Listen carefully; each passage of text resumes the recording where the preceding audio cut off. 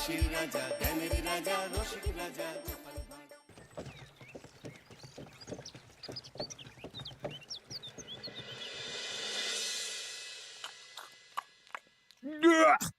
আরে বাবা, কি বিশ্রী রান্না হয়েছে!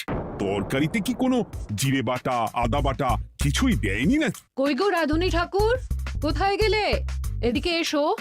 বলুন রানীমা। বলছি, তুমি তো রাজবাড়িতে দীর্ঘদিন ধরেই রান্না করছো, কিন্তু ইদানি তোমার রান্না এত বেস্বাদ লাগছে কেন? সে তো আমি বলতে পারবো না, আমি তো আগের মতনই রান্না করি। ছোট মুখে বড় কথা বলছি, আমি কিছু বলতে চাই রানীমা। এই, তুই আবার পাকামো করতে এসছিস কেন রে? তোকে কি রানীমা ডেকেছেন নাকি? আহ, কি বলতে চাইছে শুনেই দেখি না, বলো। রানীমা, এখন আর রাধুনী ঠাকুর আগের মতো যত্ন নিয়ে রান্না করেন না।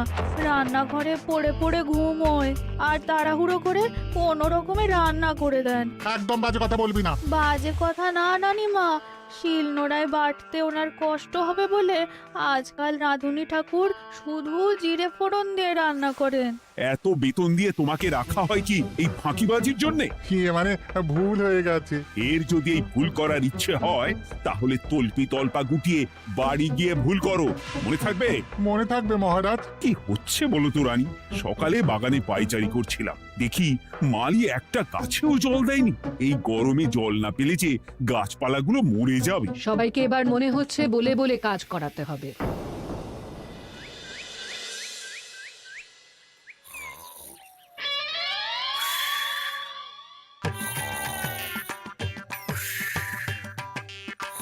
কি গো, কদিন ধরে তো তুমি শুধু খাচ্ছ আর ঘুমোচ্ছ। বাজার দোকান কিছুই নেই গো, রাজসভাতেও যাও না। কি যে করি। কি গো দিদা, দাদু আজও ঘুমোচ্ছে? কি বলবো বলতো? আমরা কিছু একটা ব্যবস্থা করছি, দাঁড়াও।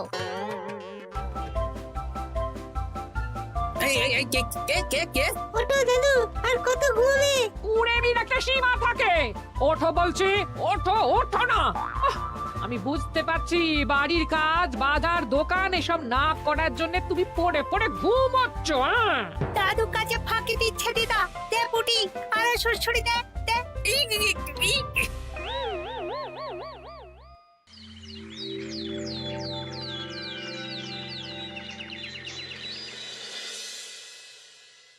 মহারাজের শরীর খারাপ না মন খারাপ? মহারাজ এরকম চুপ করে ঘুম মেরে থাকলে তো রাজপাট সব উঠে যাবে। কিছুই বুঝতে পারছি না। মহারাজ আছেন চুপটি করে, নেই যে মুখে শব্দ। ফাঁকি দিলে এবার তাকে করব আমি জব্দ। অনেক শুয়েছি, আর নয়। মহারাজ, কে ফাঁকি দিচ্ছে? আমি তো ফাঁকি দিই না। পণ্ডিত, তুমি দিচ্ছ নাকি ফাঁকি? না না, বৈদ্য। আমি ফাঁকি দিলে সবাই ওই রোগে ভুগে মরে যাবে। আমি তো রোজ সময়ই রাজসভায় আসি, তাহলে আমি বলছি আসল কারণ। রাজবাড়ির রাধুনী ফাঁকি দিচ্ছে, আর 3 দিন ধরে রাজসভায় গোপাল বেপাত্তা। হ্যাঁ, এই গোপাল বেটাই আসল ফাঁকিবাজ। ওকে বরখাস্ত করে দিন। গোপালকে যদি বরখাস্ত করা হয় তাহলে বিপদে আপদে মহারাজের পাশে দাঁড়াবে কে? অসময় মহারাজ বুদ্ধি পাবেন কার কাছে? এই সুযোগ, এই সময় গোপালকে মহারাজের চক্ষুশূল করতে হবে, তাহলে আমি একেবারে জেঁকে বসতে পারবো। মহারাজ, গোপাল ঠিক কতটা ফাঁকিবাজ হয়ে উঠেছে তার কোনো ইয়ত্তা নেই। হ্যাঁ বলুন তো। বেটা গোপাল কোনোদিন সঠিক সময়ে রাজসভায় আসে না। কোনো দিন তো আসেই না, যেমন আজকেও আসেনি। আর না এলে মহারাজকেও কারণটা জানায় না। আপনাকে সম্মান করা তো দূরের কথা, কোনো ভ্রুক্ষেপই করে না। এটা কিছুটা হলেও মন্ত্রী মশাই ঠিক কথা বলছেন। হ্যাঁ, এ তো একদম সঠিক কথা। ঠিক বলেছ। প্রহরী, প্রহরী, বলুন মহারাজ। তুমি আরেকজনকে সাথে নিয়ে এক্ষুনি গোপালকে তুলে নিয়ে এসো। আচ্ছা মহারাজ। বলি, তুমি আজকেও রাজসভায় কামাই করবে? অর্ধেক দিন কামাই করলে বেতন কাটা যাবে গো। গিন্নিমা, গোপালকে মহারাজ ডাকলেন। ওই দেখো, রাজবাড়ি থেকে প্রহরীও ডাকতে এসেছে। ওহ, মহারাজের আদেশ না শুনলে তোমাকে তুলে নিয়ে যেতে বাধ্য হব। আরে দাঁড়িয়ে দেখছিস কি? তুলে নিয়ে চল। ঠিক বলেছিস, তুই হাত ধর আর আমি পা ধরি। আমরা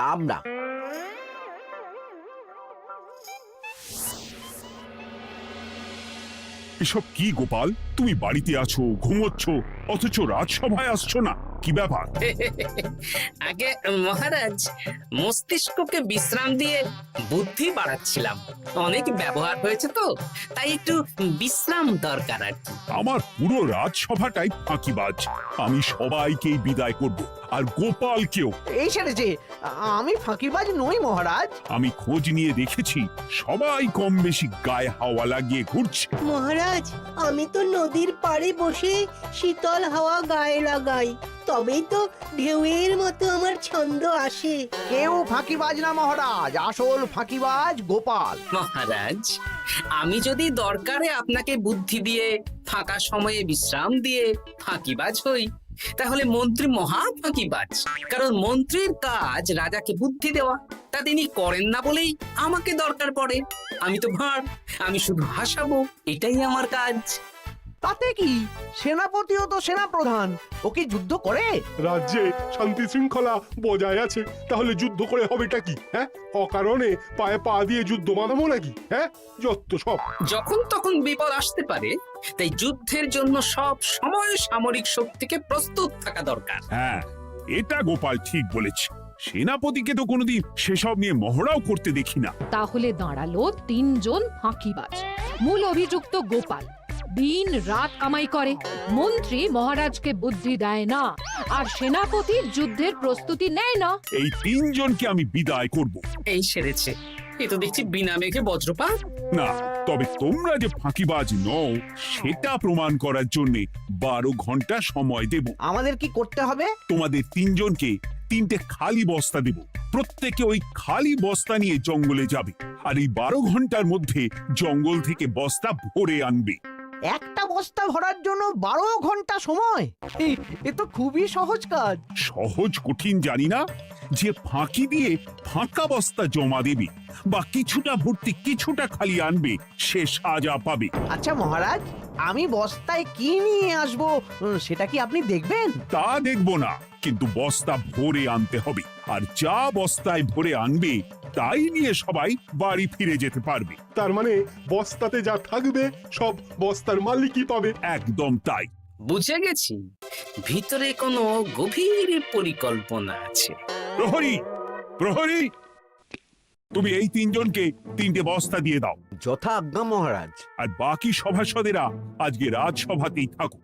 ওরা 3 জন আসবে, ওদের বিচার হবে, তারপর ফিরবে। আমাদের খাওয়া দাওয়া তাহলে রাজবাড়ির তরফ থেকেই দেয়া হবে মহারাজ? হ্যাঁ। জঙ্গলে তো যাচ্ছি, কি নেব?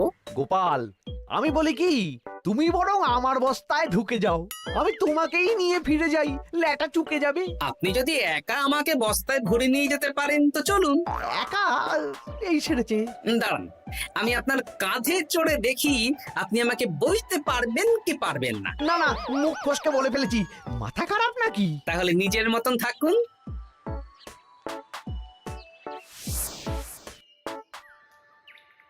এমন কি বা আছে এই জঙ্গলে? আমার কাজে লাগার মতন তো কিছুই দেখতে পাচ্ছি না। ওই তো ওই দিকটা একটু ছায়া আছে বেশ, ওই গাছের নিচে গিয়ে বিশ্রাম নি। সেনাপতি, অত চিন্তা ভাবনা করার কিছুই নেই। মহারাজ তো আর দেখবেন না আমরা বস্তায় কি ভরে নিয়ে যাব। 12 ঘন্টা অনেক সময়। এখন বিশ্রাম নাও। আপনার ইঁদুরের পেট, আপনি বিশ্রাম নিন। দেখি জঙ্গলে থেকে কিছু ফল পেড়ে আগে খাই, তারপর না হয় ওই বস্তাটা ওই ফলমূলের খোসা আর মাটিতে পড়ে থাকা পাতা দিয়ে ভরিয়ে মহারাজের কাছে নিয়ে যাব। হ্যাঁ, বস্তা যখন বাড়ি নিয়েই যেতে পারবো, তাহলে বনের সব থেকে ভালো ভালো ফলগুলো আগে ভরে নি। গিন্নিকে এবার বলবো, বাজার আনি না তো কি হয়েছে, দেখো কত ফল এনেছি। যাই, এর থেকে কিছু মহারাজকে ভেট দেব, মহারাজ বেশ খুশি হবেন।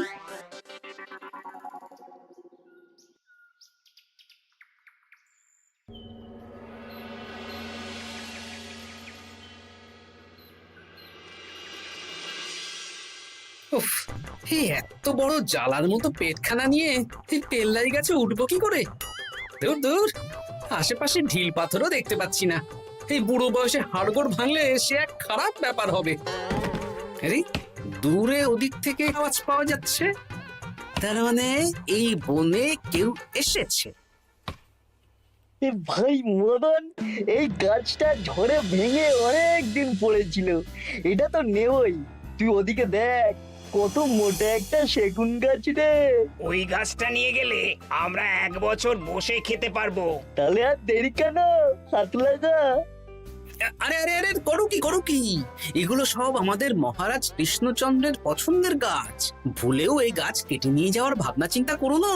আর ওই সেগুন গাছটা তো মহারাজের সবচেয়ে প্রিয়। আরে মহারাজ কি করে জানবে শুনি, এই বনে তো তিনি ভুল করেও আসেন না। এই যে আমি আসি, আমি মহারাজের দূত। তোমরা যদি ভুল করে ওই সেগুন গাছে হাত দাও, তাহলে কিন্তু তোমাদের গর্দান যাবে। এই সেরেছে, কিন্তু আমরা তো কাঠুরিয়া, কাঠ ছাড়া পেট চালাবো কি করে? সে তোমাদের ব্যবস্থা তোমরা করো, অন্য অনেক কাজ আছে। এই সামনের গাছটা মরে পড়ে আছে, এটার কাঠ আমরা নিয়ে যেতে পারবো তো? তা পারবে, এতে অত চিন্তার ব্যাপার নেই। গোপাল আছে যখন, তখন এই রাজ্যের কেউ মুশকিলে থাকবেই না। শুধু তোমাদের একটা কাজ করতে হবে। কি কাজ? এই নাও বস্তা।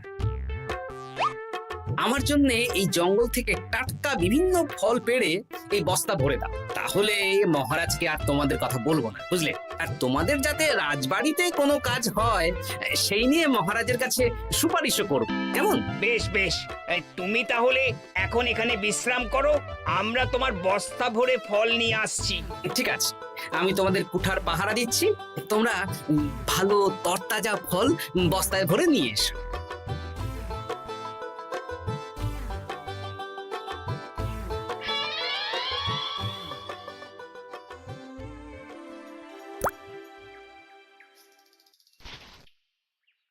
ব্যাস ব্যাস ব্যাস, আমার বস্তায় পাতা ভরা হয়ে গেল, এবার যেতে হবে। আমারও বস্তা ভরা হয়ে গেছে মন্ত্রী মশাই। হ্যাঁ, কটা ফল খেলাম আর কটা ভরে নিলাম, আর বাকি জঙ্গলের পাতা ভরে ফেলেছি। হ্যাঁ, আবার কি কি ভরেছি আর কি ভরিনি সেসব তো মহারাজ আর দেখতে যাবেন না। তাহলে আর দেরি কেন, চলুন হাঁটি হাঁটি পা পা করে এগিয়ে যাই। গোপালকে তো দেখতে পাচ্ছি না। ও বেটা যা কুঁড়ে, হয়তো এখানে এসেও ঘুমিয়ে পড়েছে। আবার কালকে সকালবেলা উঠবে।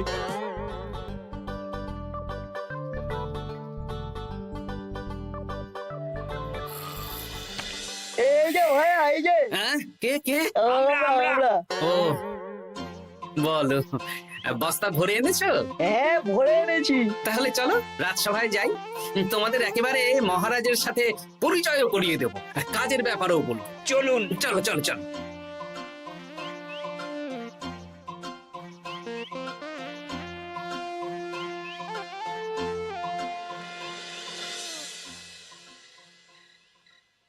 দেখা যাক মন্ত্রী সেনাপতি গোপাল কখন বস্তা ভরে আনে। এই তো চলে এসেছি, বিশ্রাম নিলাম, বস্তাও ভরে ফেললাম। এই দেখুন মহারাজ, আমিও বস্তা ভরে এনেছি। বাহ, তোমাদের বস্তা দেখে তো মনে হচ্ছে খুব হালকা। হ্যাঁ, আপনি যখন আমাদের বস্তা ভরে কি এনেছি সেটা দেখবেন না, তখন অত খাটাখাটনি করে কি লাভ মহারাজ? কিন্তু গোপালের এখনো অবধি দেখা নেই, ও কি সোনা গয়না ভরে আনছে? গোপাল যা কুঁড়ে আর ঘুমকাতুরে, হয়তো জঙ্গলেও ঘুমিয়েই পড়েছে। মহারাজ, আপনি একটা কাজ করুন, আমাকে আর মন্ত্রী মশাইকে যুগ্মভাবে বিজয়ী ঘোষণা করে দিন, ব্যাস।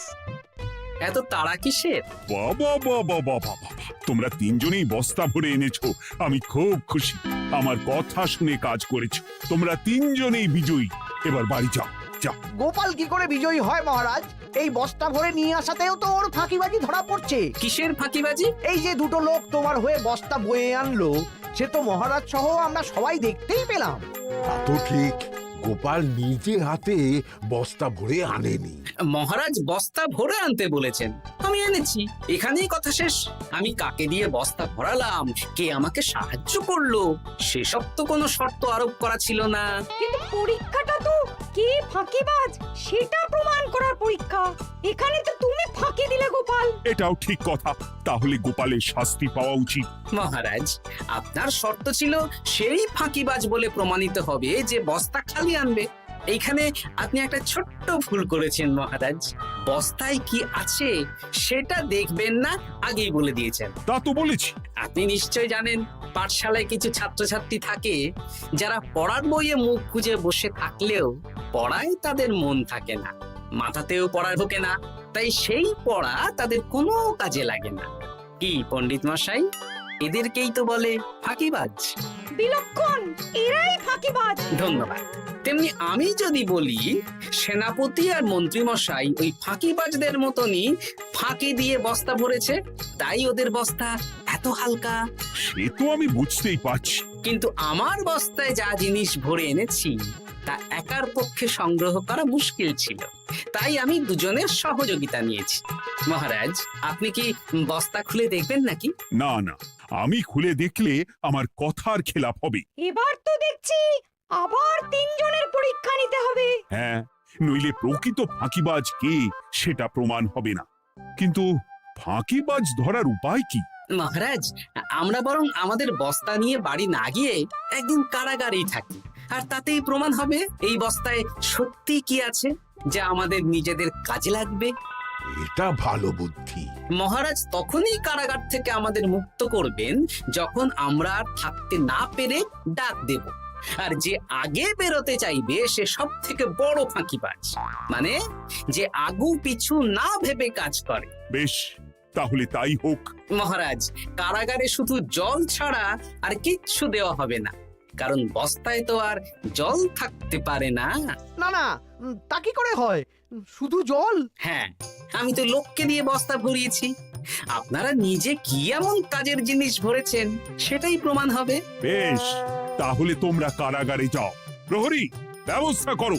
আর এই দুজন কাঠুরিয়া বেশ কর্মঠ মহারাজ, যদি কোনো রাজবাড়ির কাজ থাকে এদের দিয়ে করাতে পারে। আমার বাগানের মালিটা খুব ফাঁকি দিচ্ছে, তাহলে ওদের সাথে কথা বলে নিচ্ছি। যাও যাও, তোমরা কারাগারে যাও।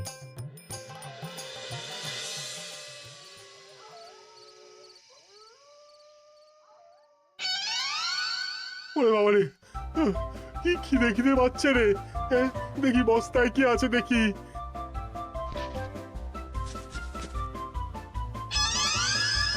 দু একটা পচা ফল, দেখি দেখি একটু ভালো আছে।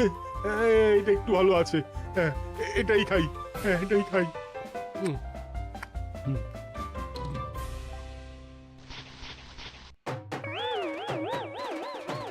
আমি তো শুধু পাতা ভরেছি, কি সেরেছি? আমাকে কি জল খেয়েই কাটাতে হবে? এবার আমি দেখি। আহ, টাটকা ফল আর জল। আমার কাছে যা ফল আছে এগুলো খেয়ে আরাম করে 5-6 দিন কেটে যাবে। ও গোপাল, আমাকেও কটা ফল দাও না গো।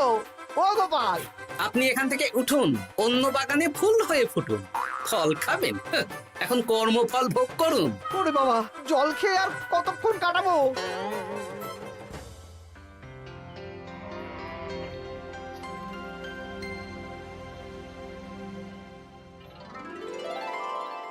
উফ, পেটটা চুই চুই করছে, কি খিদে পেয়েছে না।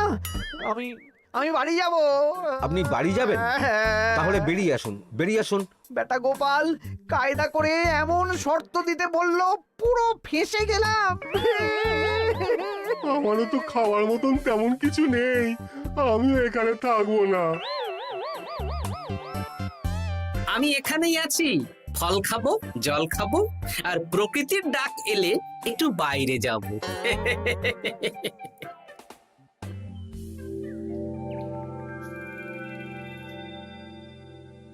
কি তোমরা কারাগারে এক রাতের বেশি তো থাকতেই পারলে না? কি আর করব বলুন মহারাজ, আমরা তো আর গোপালের মতন বস্তা ভরে টাটকা ফল নিয়ে আসিনি। বেটা গোপাল আমাদের দেখিয়ে দেখিয়ে ফল খাচ্ছিল, অতি আমাদের খিদে আরো বেড়ে যাচ্ছিল। তাহলে এরা দুজনে তো হার মেনে নিল। গোপাল কি করছে? গোপাল খাচ্ছে আর ঘুমোচ্ছে। ওকেও নিয়ে এসো। আচ্ছা মহারাজ। একই মহারাজ, আমার তো এখনো বাইরে আসার ইচ্ছে হয়নি। কি আর করা যাবে, ওরা হার মেনে নিয়েছে, তার মানে তুমি জয়ী হয়ে গেলে গোপাল। আমার বস্তায় ভরে অনেক ফল এনেছিলাম, এখনো অনেক আছে। আপনি তাহলে বাকি ফলগুলো নিয়ে নিন। তাহলে তো এটাই প্রমাণ হলো গোপাল কাজের সময় ফাঁকিবাজি দেয় না, শুধু বুদ্ধি বাড়ানোর জন্য একটু বেশি ঘুমোয়। এই নাও গোপাল, তোমার উপহার। মহারাজ, আমি সময়ের কাজ সময়ে করি আর বাকি সময় একটু ঘুমাই। আমার এখন ঘুম দরকার মহারাজ, কাল থেকে অনেক ধকল গেল যে। বেশ, তোমাকে ঘুমানোর জন্য 1 সপ্তাহ ছুটি দেওয়া হলো। ধন্যবাদ মহারাজ। কি সেনাপতি আর মন্ত্রী মশাই, এবার বুঝলেন তো ফাঁকি দিলেই ফাঁকে পড়তে হয়, তাই কাজ করলে ভেবে চিন্তে করুন। চলি, খুব ঘুম পাচ্ছে।